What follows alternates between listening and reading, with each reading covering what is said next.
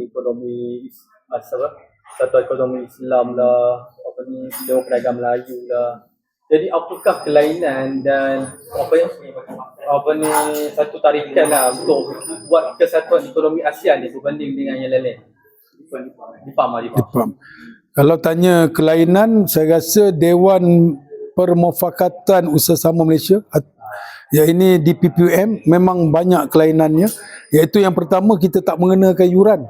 Itu salah satu kelainan yang tidak dibuat oleh mana-mana persatuan ataupun pertubuhan. Yang kedua, Dewan Perniagaan ni kita bukakan di rangkaian. Dia ada rangkaian yang kita namakan majlis peguam kita.